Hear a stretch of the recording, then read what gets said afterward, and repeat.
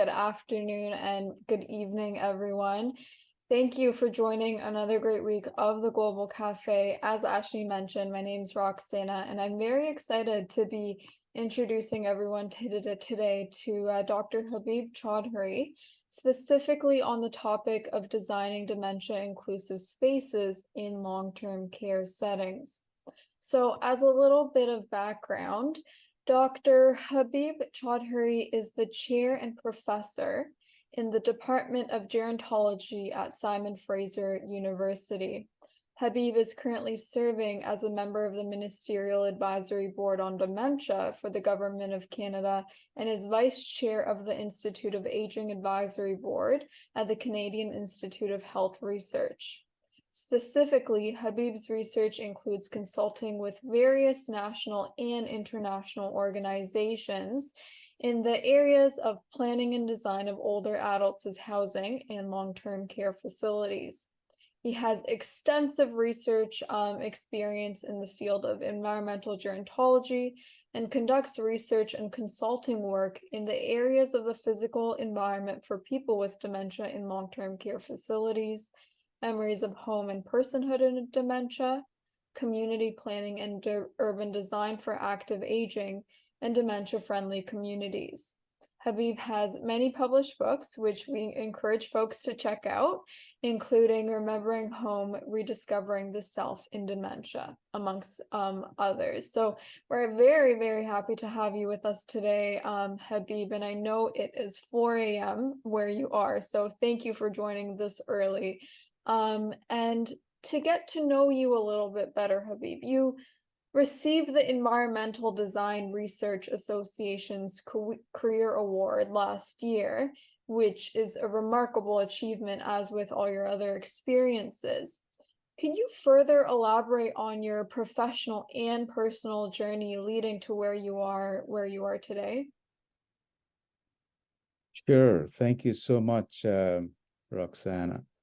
I am delighted to be here to join on this Global Cafe, and hello to everyone. Good morning, good evening, good afternoon, wherever you are. So thank you for that question again. I started in architecture. That's my professional background.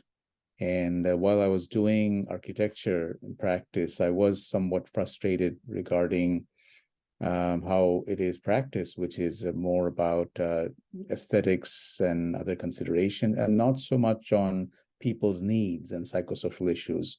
So that led to my graduate studies, where I was able to do two things, which is look at the field of what we call environment behavior studies. So this is about the psychological, social aspects of the built environment, and that's what I specialized in. And the second was I had the good opportunity to work with a research center called the Institute of Aging and Environment in the States.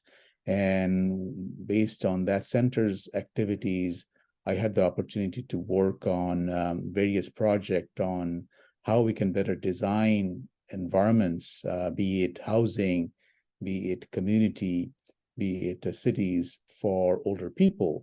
And as I was working in that area of design for older people, I also got exposed to, through that institute, people with dementia and their issues, especially in the long-term care. So that became my focus of my research during my postgraduate studies. And that really started my journey in this area. And then afterwards, I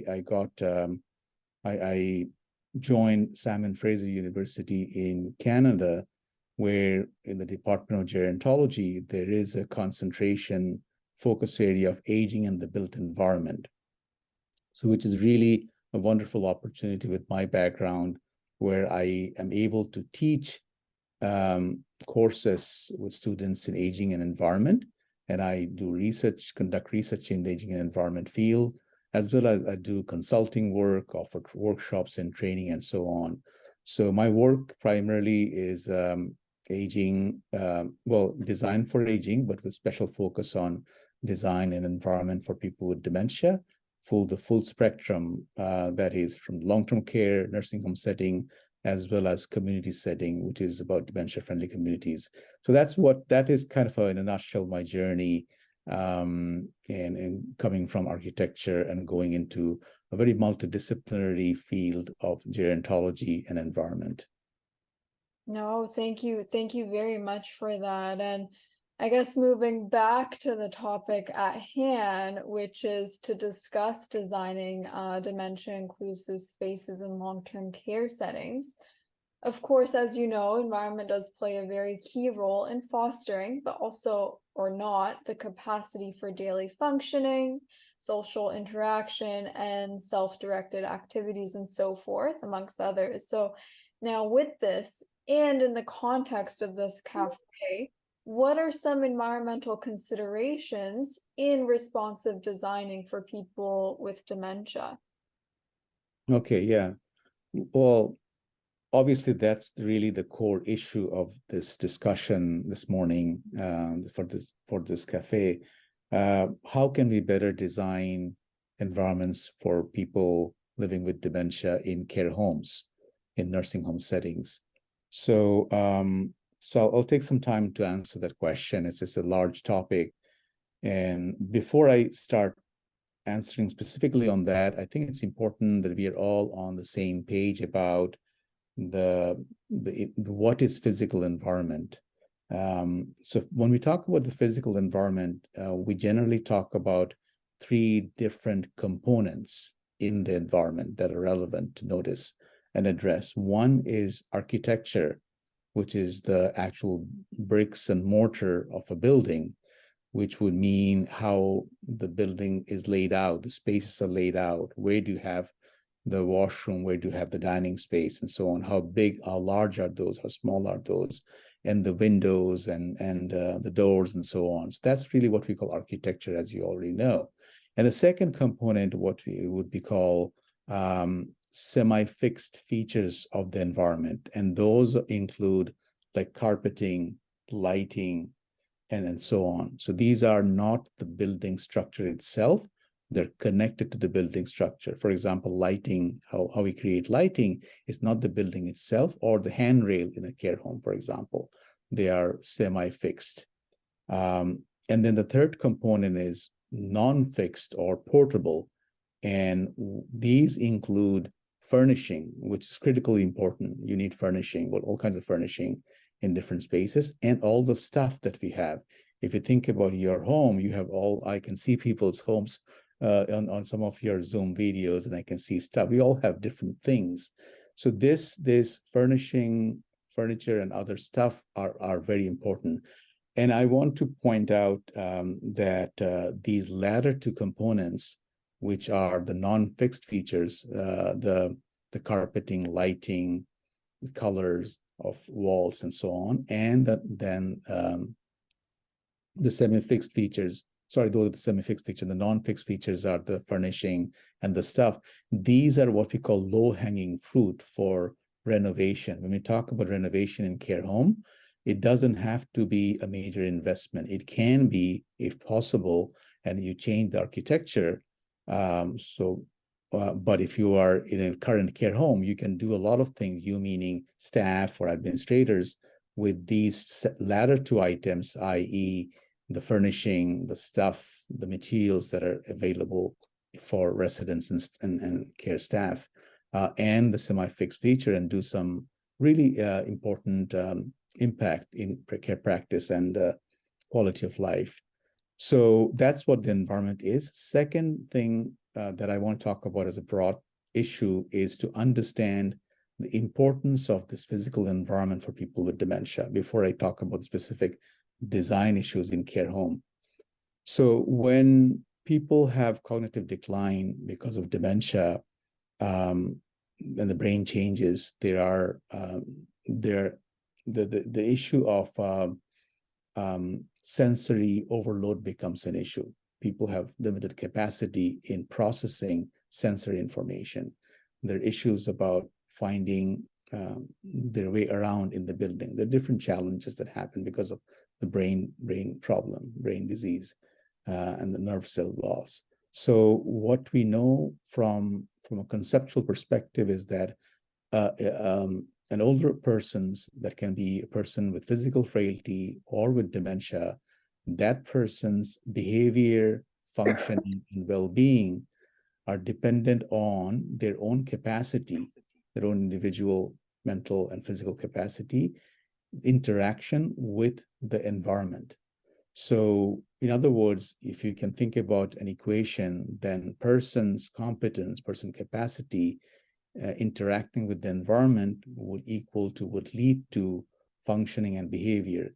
In other words, if you modify the environment, even a person with physical frailty or cognitive decline would be able to do certain functioning and behavior because of the environment compensating for the loss.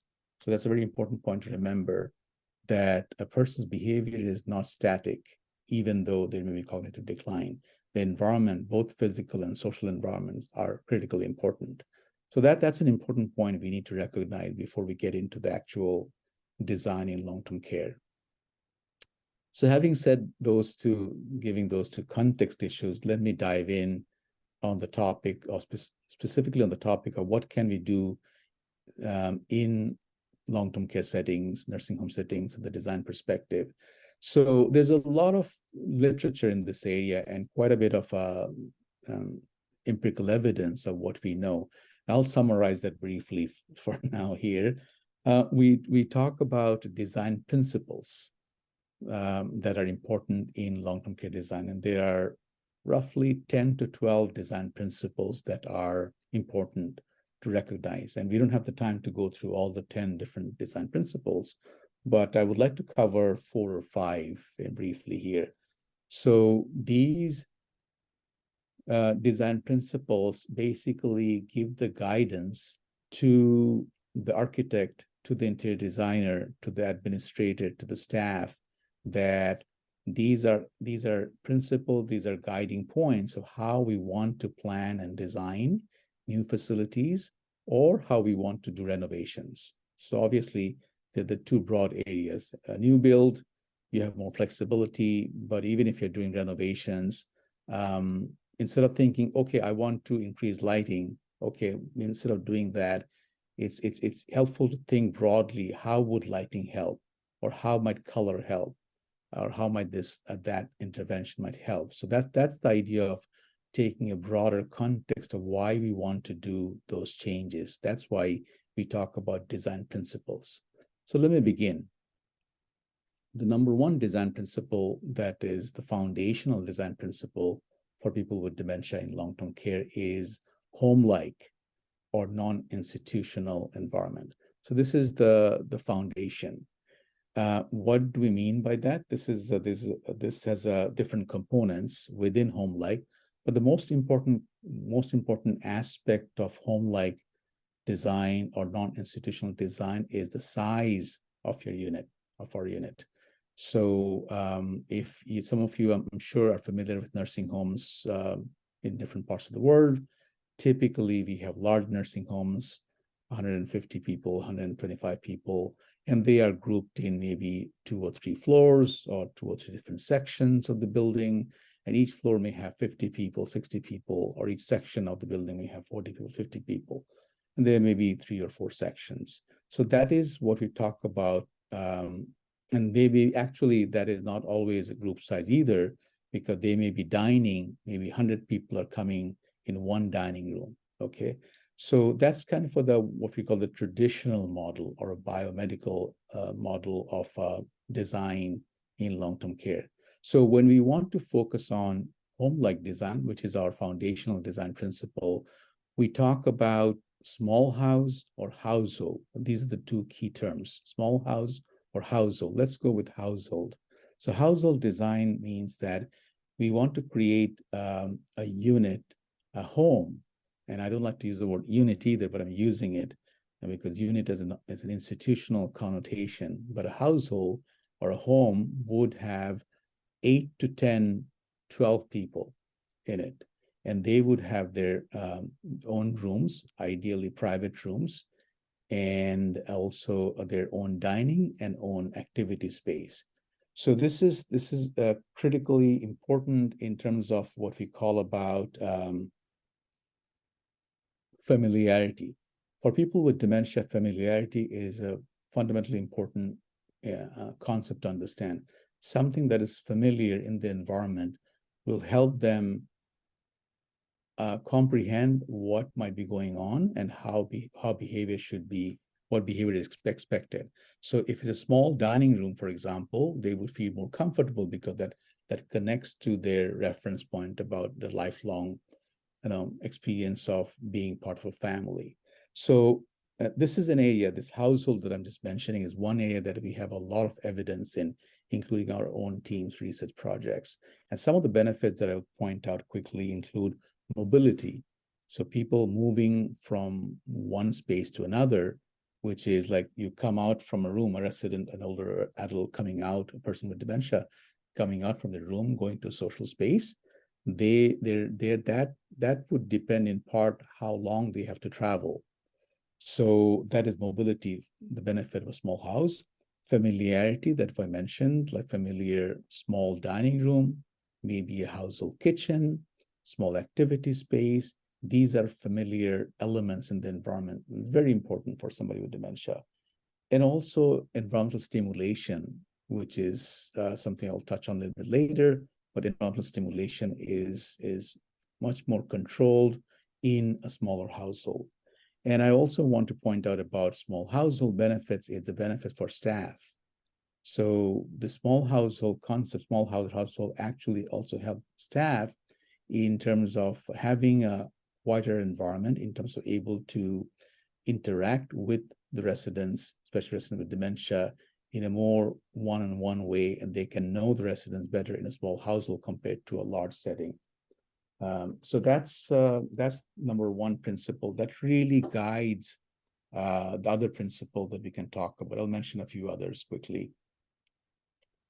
Before I move on from this first principle, one thing important to recognize, which I mentioned very briefly, is the room size. I mean, is it a private room, single occupancy room, or is it a double occupancy or multi-occupancy room? So this is an issue where we are in North America, we are for new construction, we are going for mostly single occupancy rooms and then some double rooms. In many parts of the world, there are 4 people rooms, sometimes 6 people rooms. So these multi-occupancy rooms don't work very well for somebody with dementia. But there are cultural differences too. But in general, we know that single occupancy rooms or private rooms have some benefits, i.e. residents tend to sleep better in single rooms. When families are visitation quality is better when there's a private space, a single room, private room for the person.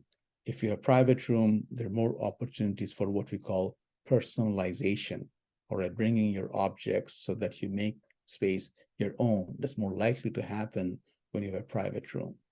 However, we do recommend a mix of private, mostly private, and some double rooms, because sometimes there are couples or sometimes they're buddies, and sometimes many residents actually benefit from having somebody else in that room. But by and large, we recommend, because of the other benefits, to go for mostly private rooms.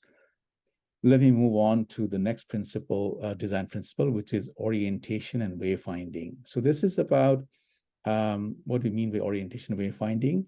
So when somebody has dementia, they have impaired what we call cognitive map. So cognitive map is something in our brains that help us code spatial information, space-related information, and they help us navigate. This is something we do every day in familiar spaces, including our homes, including our community. We don't think twice how to get out of my room, get out of my home, and how do I get to the bus stop, or how do I get to or walk to a grocery store if I do that. For a person with dementia, their cognitive map is not working as it used to. So if you think about a nursing home, we typically see long corridors. And this is a legacy of the hospital model of design in long-term care, and we need to move away from this.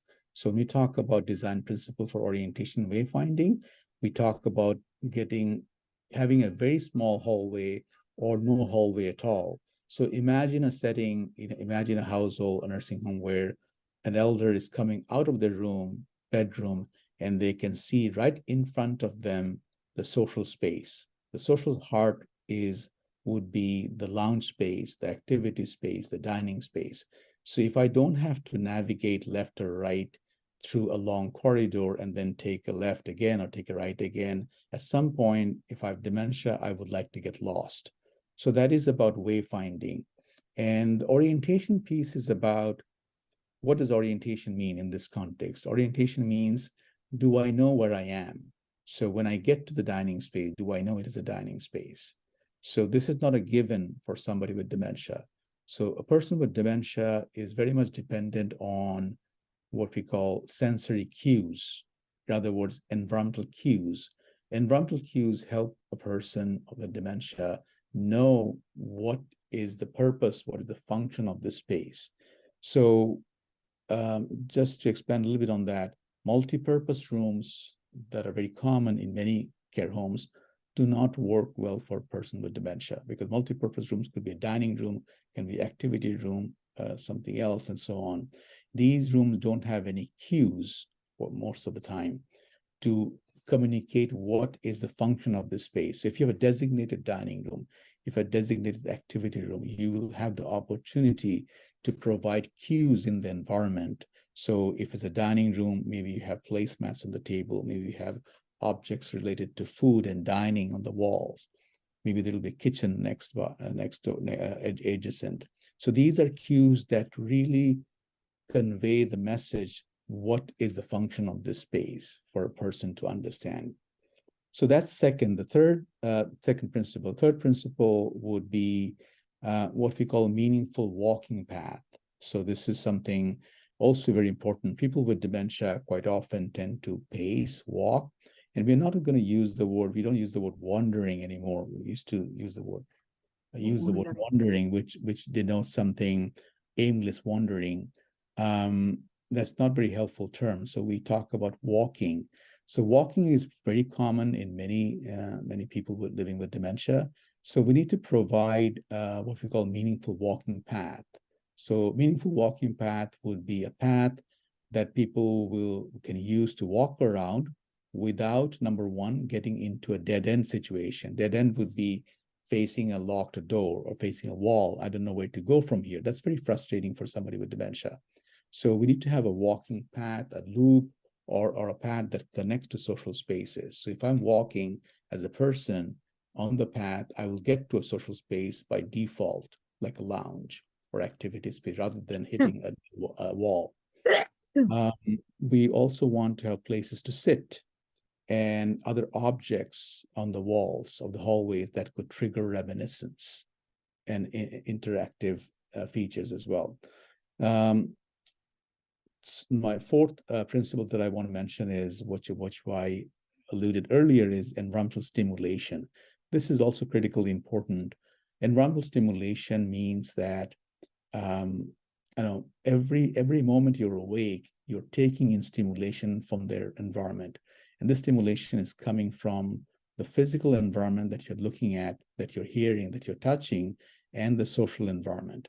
So for somebody with dementia, the threshold for processing meaningfully the stimuli that are coming into my brain is lower. The threshold is lower, meaning that they have limited capacity in processing stimulation information from the environment. So we really have to do two things in this stimulation area. One is we have to reduce negative stimulation, for example, reduce noise levels. So TV going on or the PA system going on without any effect, without any help for the residents. Nobody's watching the TV, but it's generating noise. That's not helpful. So also large spaces. I talked about household design as the basic foundation. Smaller household would create less noise. So that's one aspect of regulation. The first aspect is controlling negative stimulation. And the second aspect is increasing positive stimulation. So positive stimulation is something that I mentioned earlier, which is about providing environmental cues. So for example, if somebody can access an outdoor garden or even within a space where you can water plants, or they have access to a kitchen, they can do some kitchen-based activities. These are environmental cues that connect to people's lifestyles, hobbies, interests. And we talk about the importance of self-directed activities. Self-directed activities mean that people are able to do things that are meaningful for them, that are dependent in large part environmental cues in the environment, in the space. And then I'll just wrap up this particular response by the final design principle. The fifth one is the outdoor space. Outdoor space is a neglected concept. Quite often, we don't have outdoor space or adequate outdoor space or well-designed outdoor space for people with dementia in nursing homes. So accessible, what do we mean by good outdoor space? It needs to be accessible. Accessible means that it needs to be easily accessible, so I don't have to, it needs to be connected to the social heart that we talked about. It needs to be connected to the main unit so I can easily visually see it as a resident. It's there, A, to have visual access, B, physical access. I can go there. And in order to go there, it needs to have, it's to be secured, meaning that the perimeter has to be designed well, so I don't get lost going outside that outdoor space. And it needs to be well landscaped, places to sit, places to walk, places to visit within the garden space. So some of the positive stimulation, some of the benefits of outdoor space that we know based on our research and other people's research is that it helps people better sleep because of exposure to sunlight. It affects circadian rhythm. It affects de-stress, people having anxiety, confusion when they're brought into the outdoor space, which is well designed. Typically, some of these behavioral issues are addressed. It's a good space for family visitation too, small group activities. So these are a number of benefits of outdoor space that are important. So I think I'll stop now. As I mentioned earlier, there are 10 to 12 top 10 design principles that we talk about. I talk about in my workshops, in my lectures, but these 5 would be critically important among those 10 or 12 when we talk about responsive design for people with dementia. But fundamentally, the household design, as I said, the first principle is the foundational design principle. Okay, I think I'll stop there for this one. No, thank you very much, Habib. I think that was, a very loaded question and a lot was unpacked. So thanks so much for going through that in extensive detail. And I really want to pick up specifically the area of safety and security. So in the context of safety and security, how can dementia-inclusive planning and design guidelines address safety and security concerns of people living with dementia, while simultaneously also ensuring freedom and dignity are not compromised within the process? Mm-hmm. Yes, this is a really important aspect of what we're talking about. So this is a complex topic, I have to mention as I start, because the need for security quite often trumps need for autonomy and freedom. So we have to really balance this, and this balancing act is not easy. And when this brings up a lot of important issues that would need much more time than we have. I would begin with the first issue that is challenging issue for people about when we talk about secured units. So secured units, we used to use the term locked units. Okay, we know better. We'd call them secured units, which is basically recognizing that people with dementia may get lost and they would pose safety hazard for themselves. So we want to have secured doors, and they cannot get out from that space. So this is fundamentally challenging issue, because this is basically infringing on human rights of a person living with dementia. That and that in some, if you go to a care home where people with dementia are living in a secured unit, quite often you'll hear that people are trying to get out of that unit, get out of that household. And if we think about this issue, I don't have to have dementia. If I am locked in a unit without dementia, I would go crazy.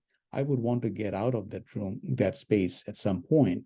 But a person with dementia is even more confusing because they're not quite sure where they are sometimes.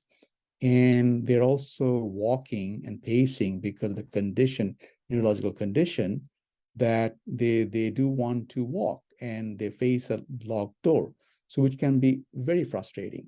So that's a broader issue in North American context and many global settings. That is very common, secure units. This is something we challenge. There are many advocates about thinking without locked doors, having more access to the rest of the facility, and so on. So that's a broader issue that I'll point out as a security issue.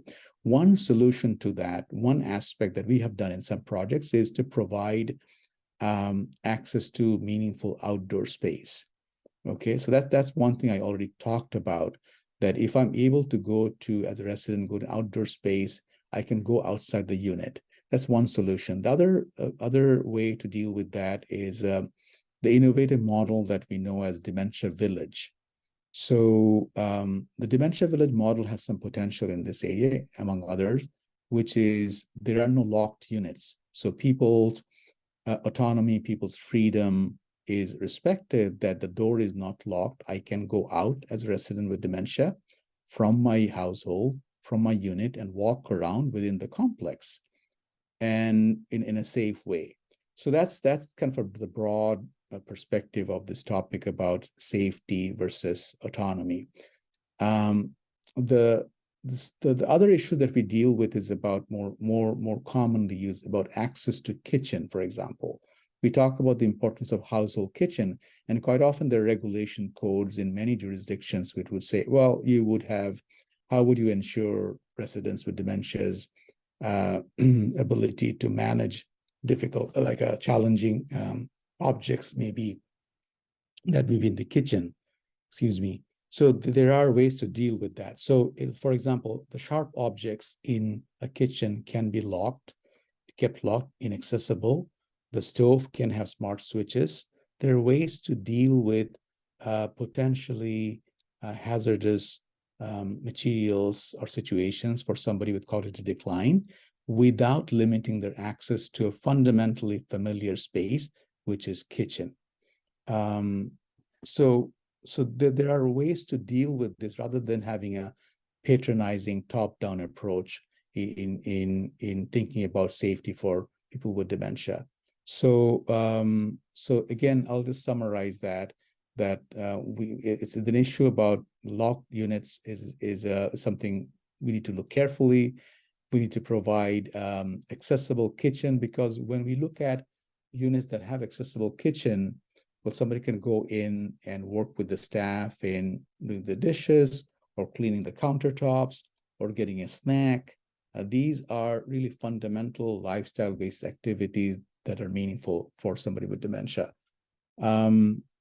So this can apply. The general principle is to think about that that there is what are the pros and cons of limiting persons' autonomy in decision making, and what are we losing? Because quite often when we are limiting people's ability to do things in the unit, that actually triggers some other behaviors and emotions which do not want to happen, i.e., anxiety or confusion or frustration, because I'm not able to get out of the room.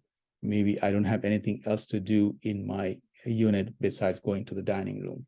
So we need to provide safe spaces. And also one other quick point before I wrap up on this one is the importance of providing more than one activity space.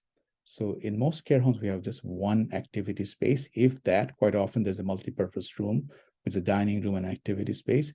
But it's important to have a designated activity space, ideally more than one activity space, where people have the choice to do their things, do activities or small group activities, meet with the family, and have a quiet time instead of just having that one choice of the main living area.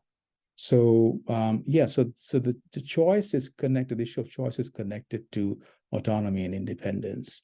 Yeah, so it's a complex topic, as I mentioned, and I think one other issue I'll just mention here is what we call relational autonomy. Relational autonomy is a concept that connects to what is known as relationship-based care model.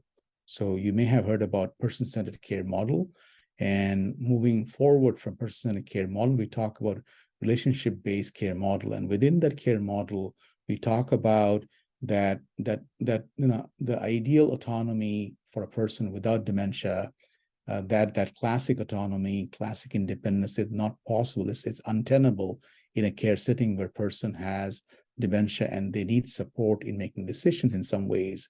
But that is where the relational autonomy come in, whereas the caregiver is knowledgeable enough to support the person and understand the person and collaboratively make the decision and what is the optimal decision for autonomy and security. Thank you very much, Habib. And I know we have quite a few comments, questions in the chat. And I actually wanted to ask Carolyn Cluban if you could please unmute to pose the question you posted. Thank you, and good morning, Habib. It's nice to see you. We've worked before on a project and made a point of joining this session this morning, particularly because I heard that you were going to be speaking. So I was interested in the comment that you made about multi-purpose spaces being difficult for the dementia client to understand and interpret. And you also said at the same time that there are many homes that design multi-purpose spaces. So I guess I'm looking for, because this is part of the way that organizations would be using their models of care to fill the space and give the person stimulation. What are the features that you think that we could include that would help a multi-purpose space be interpreted better? So yes, that's a good point. I mean, in reality, most homes have multi-purpose rooms, large rooms, which are what they are. I mean, it's hard to make. I mean, unless you're building new units, you will have to live with what you have. So the one way that we have done in some projects is to subdivide the large space into sections for specific activities. And so we can use like what we call the short walls or pony walls.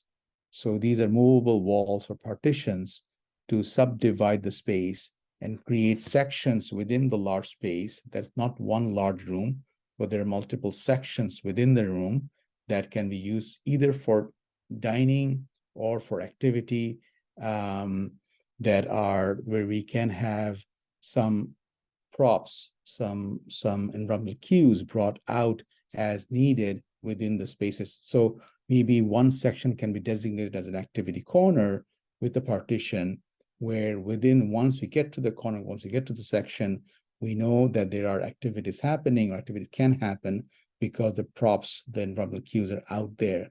So that is also effective when we talk of even for a dining space. If we want to create effective dining, even large dining space can be challenging. So we divide the large dining space into smaller sections by subdivisions, like a short walls or partitions, and then use the different sections based on the functioning profile. Who needs help more? Who are the residents who are more high functioning, and so on. But providing like when we create those like partitions, they can be designed in different ways.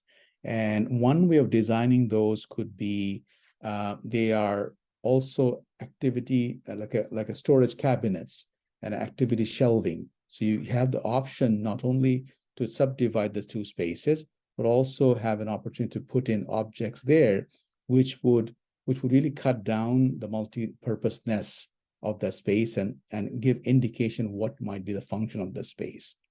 So that's one way of dealing, carefully thinking about subdividing, but what you're subdividing with is an important consideration as well.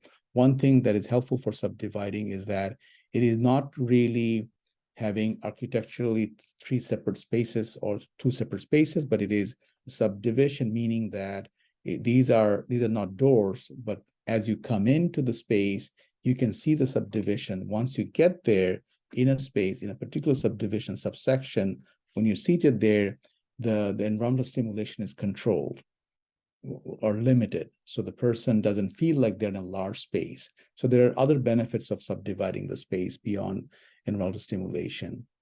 So that's one option. The other option is, of course, the more organizational issue about making sure that before an activity happens, that activity props are coming out, or even without, when the dining is not happening, our activity props out there, cues out there to indicate what might be possible, what is the affordance of the space. Thanks very much, Carolyn and Habib. And I know Ms. Denise Wang, you posed an interesting comment in the chat. Would you like to unmute and further elaborate on your comment / question? Hello. Yeah, my question was about locked doors. So obviously each individual resident having a suite and having a key for their room is the ideal way to maintain privacy and security for belongings and just maintain a comfortable space for each person. But of course, in the context of dementia, remembering that you have a key or remembering how to use a key are 2 very different things. And of course, in different stages would be complicated. So the alternative is leave the doors open, and then you have other residents coming in and out or sleeping in different people's beds or using different bathrooms, and then a whole line of problems exist. So I just wondered if you had a comment or maybe some other ideas that could maybe solve the issues that are related to this. Yeah, sure. I mean, there are several issues connected to this issue. There are sub-issues. One is to start with, how many rooms do you have in the unit? That makes a difference as a fundamental starting point. If I think about the regular care home, which is a long hallway with 40, 50 rooms, that is itself a challenge in terms of other people getting into rooms. So smaller household would limit how many rooms I can get into, which are not mine. But the other piece is about what we talk about, personalization of doorways. So doorways can be personalized by color, by art, by what we call the memory box or elements around the door. So this is something some of you may be aware, the different ways of doing this. Typical way is having the name of the resident and the photo of a resident. That has limited effect. I mean, a lot of people can't really read their names. Photos of past can help, but more effective is object. So object is, if possible, to design in a way that even it doesn't have to be like a fancy cabinet that is designed in some new places. It can be a simple shelving unit, and some people have done that in many traditional facilities. A shelving unit next to the door where the residents meaningful objects that might be meaningful for the residents, that's based on biographical information that the staff can gather, or is family available to provide that information, and have those objects there. And that helps the person to recognize, this is my room, I can get in there. And that also helps the other residents potentially not to get in there because they may not recognize those objects. So typically the doors are, well, I mean, that's the other thing about the door issue itself. And I'll just mention quickly that the door can be closed, but the closing, keeping the door closed, not locked, but closed, can also pose a problem for the person who's living there to enter. Is this my door? This is my room. So one way that we have done in some projects, which is using the Dutch doors. So Dutch doors are half doors. So the lower part is closed, the upper part is open. The idea is that the lower part will discourage people to get in. But if I do live in that room, once I stand there, I can recognize some of my possessions, familiarity. I would know this is my room, I will get in. So yeah, so there are ways to do things with the door design and the adjacent space to communicate who's the person who lives there. That's wonderful examples. I love the idea of Dutch door. I've not heard of that before, but I can picture it in my mind exactly how that will work. That would solve so many problems, and it would really contribute to dignity and personal autonomy to be able to be in control of where you're navigating the spaces where you live. Yeah, that would be amazing. And keep in mind, doors are actually very easy to unhinge and put in. You can put in it's not going to work for everybody, and we need to be flexible in that. So even if some Dutch doors work for Dutch doors work for some residents, you put them in. It doesn't work for others, you take it out and put a regular door. Just to mention also, of course, staffing is impacted. I know that's an issue all around the world with dementia care and staffing, but definitely that is another major issue that needs to be related to the issue, because I mean, it's easy to lock a door to prevent people from wandering, but it's also easy to open it so you don't have to let them in their room every time they need to use the bathroom or want to have a nap. So yeah, staffing definitely is crucial to solving the problem as well. Absolutely. Thank you. Well, thank you very much, both. And I know Eileen from Ireland, you also had a question in the chat if you would like to unmute to pose it. Oh, Roxana, thank you very much. And Habib, thank you very much for an excellent practical presentation. But I'm just wondering, do you have a checklist of all of these principles that a person can use when you're going about choosing a nursing home or a long-term care facility for a dementia person? Because what you mentioned would be great, that we could just go to your website or to a resource and take it off.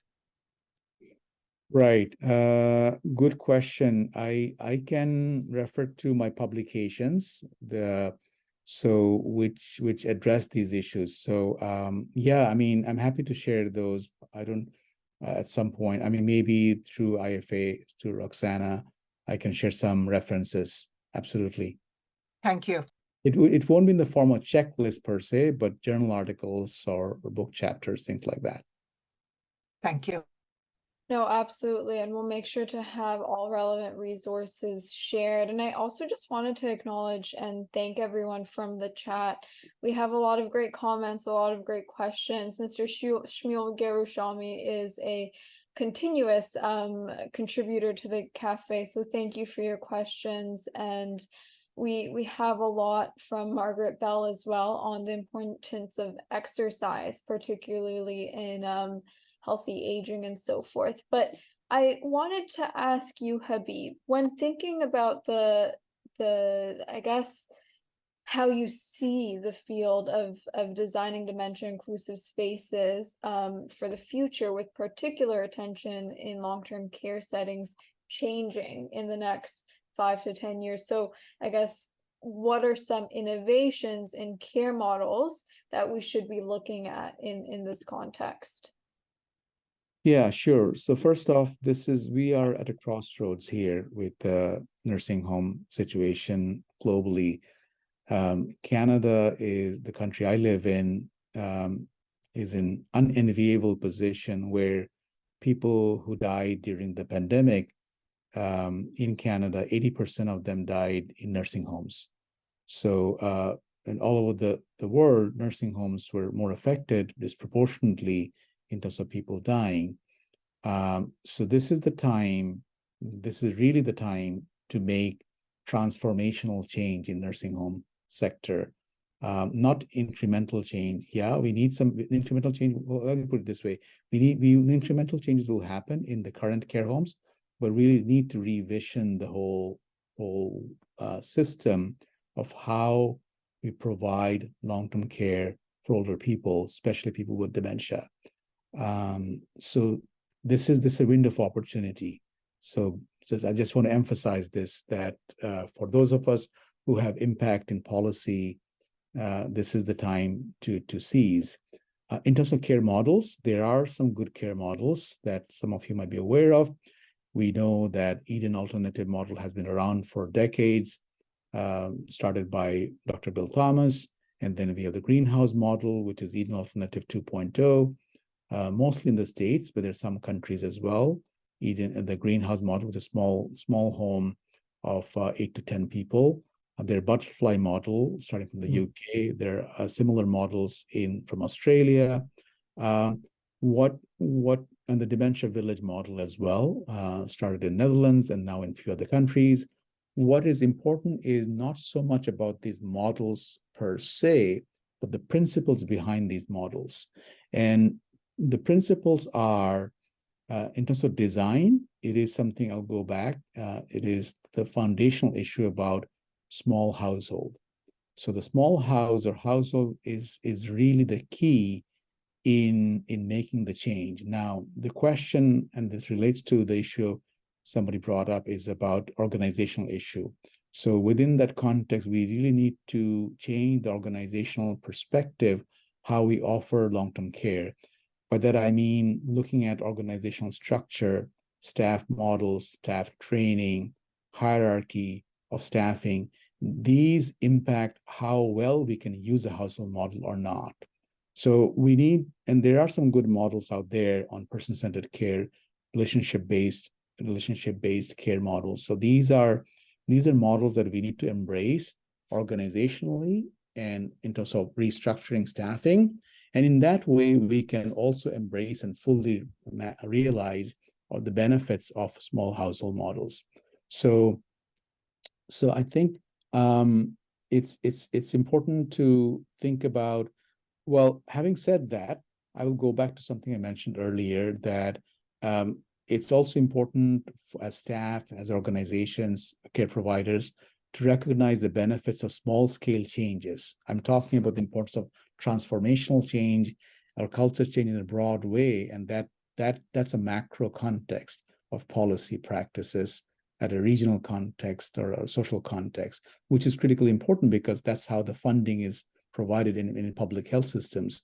But so that's a major issue we have to deal with as a society.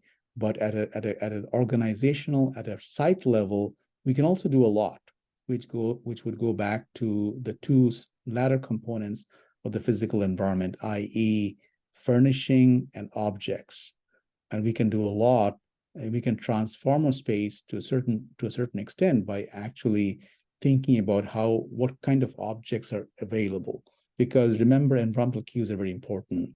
And these are small investment that we can make, or coloring, bringing in more contrast, bringing in better lighting, bringing in more non-institutional furnishing.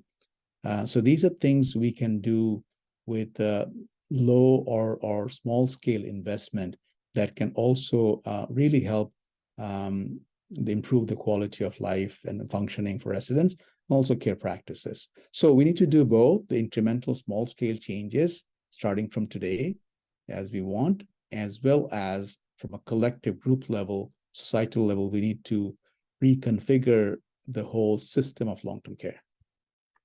Thanks very much, Habib. And we are slowly coming close to the hour. I know there's a very important comment in the chat as well by Mr. George Rogan. So George, if you're able to just pose it very quickly so we can address it right prior to getting into your key takeaways, Habib, that would be fantastic. Thank you very much for the opportunity. I had about 15 months experience in a memory care setting when my wife developed Alzheimer's. I was there daily and so forth. And this is in a big company that is across Canada. And one of the features one of the issues was that she had two very serious falls, which took her into hospital with a head injury and so on. And one of those was 1 o'clock in the morning, where she got out of bed and wandered and went into somebody else's room. Now, in my research over the last 8 years in dementia units and so forth, many of them now, and understandably, are using modern technology. They're using things like pressure mats, as I mentioned, and mattresses, where if the patient gets out of bed, the nurse knows instantly. Even wheelchairs now are equipped with similar thing to a treadmill. If the person gets out of the chair, then the nurse is summoned. Now, I've had a long sort of discussion with the vice president and so on of this company, and they deny the value of having even handrails in their unit. And certainly the technology, they just deny that this has any benefit. They won't give me references to this, work that's been done to prove it. They don't like the idea of cameras, and I think that's fair enough. Cameras are always passé, they're after the event. But what is your experience or recommendations with regards to keeping let's say tenants rather than patients, to keeping them safe? And there's a lot of technology out there. It's not expensive, even though this is a for-profit organization, and I'm trying to convince them that this is not the path they should be taking. Can you comment on that? Yeah, sure, absolutely. I totally agree with what you're saying here. Technology has a critical role to play, and it doesn't need to infringe upon privacy. And as you know, there are ways of having technology which are so, like the ones that you mentioned. I'll add to that sensors that would identify somebody falling without a camera. It's not a individual recognition who has fallen, but there will be recognition there is a fall through sensing technology that will alert the caregiver. So it's hard to fathom why somebody would not recognize the importance of technology.